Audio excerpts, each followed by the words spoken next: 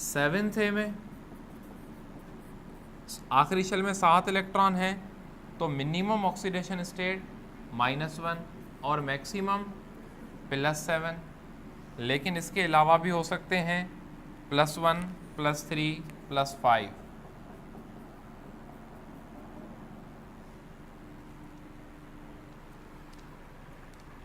और 8th है noble gases, इनका ऑक्सीडेशन स्टेट 0 है, लेकिन जीनान के जो कंपाउंड्स हैं उसके अंदर जीनान का ऑक्सीडेशन स्टेट प्लस में भी होता है। जैसे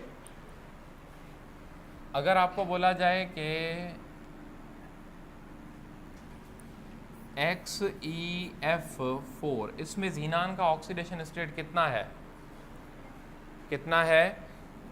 +4, फ्लोरीन का है -1, -1 इंटू 4 -4, तो -4 का अपोजिट +4। XeO2F2, ऑक्सीजन का फ्लोरीन का -1 इंटू 2 -2, ये -2, ये -4, -2 -4 हो गया -6, तो उसका अपोजिट है +6।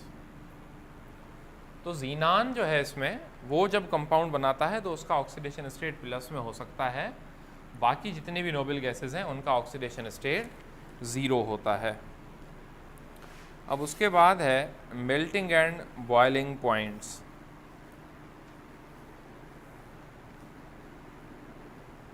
पढ़ते हैं इसको।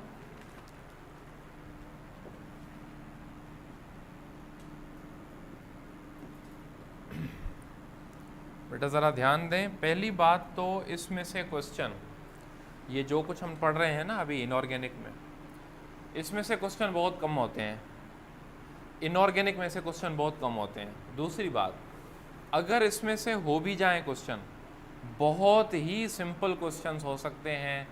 फॉर एग्जांपल क्वेश्चन इस तरह हो जाए, highly electropositive elements in the periodic table are present at, highly electropositive elements in the periodic table are present at extreme left of the periodic table, extreme right of the periodic table, in the middle of the periodic table, or below the periodic table, मतलब जिसको F block हम कहें। तो इस तरह मुख्तलिफ options बनाए जा सकते हैं, बताएं। तो extreme left of the periodic table, इस तरफ वाले इलेक्ट्रोपॉजिटिव और इस तरफ वाले इलेक्ट्रो, या फिर यूँ बोला जाए कि electronegativity in periodic table increases or decreases as decrease top to bottom, increase left to right, increase top to bottom, decrease left to right, increase top to bottom, increase left to right, decrease top to bottom, decrease left to right, कुछ भी बनाया जा सकता है। तो आपको ये पता हो कि इलेक्ट्रोनेगेटिविटी ग्रुप में किस तरह चेंज होती है और पीरियड में किस तरह चेंज होती है, बस। इसमें कोई डिटेल में, कोई डीप में क्वेश्चन इसमें से हो ही नहीं सकता। मेल्टिंग एंड बॉइलिंग पॉइंट को पहले ज़रा समझ लें अच्छे तरीके से।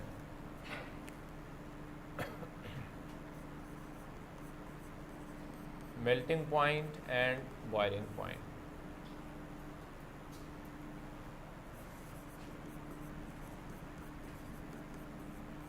melting point and boiling point is directly proportional to binding forces। melting point और boiling point directly proportional होता है binding force के। binding force क्या है? the force which combines atoms together, the force which combines atoms or molecules or particles together।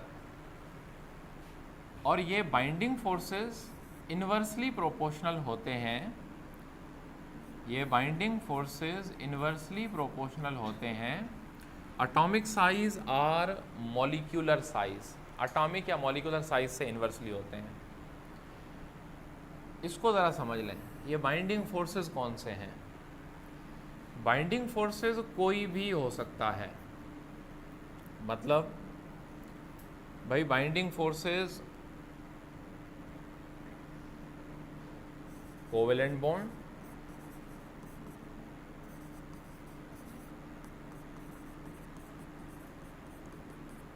Metallic bond, या फिर wander Waals forces हो सकते हैं। सर आयोनिक बॉन्ड, बेटा आयोनिक बॉन्ड होता है आयोनिक कंपाउंड्स में, और आयोनिक कंपाउंड बनता है बिटवीन डिफरेंट एटम्स।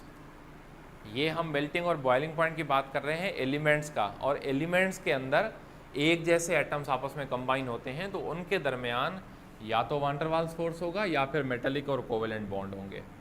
इनको ज़रा मज़ीद हम अलग करते हैं।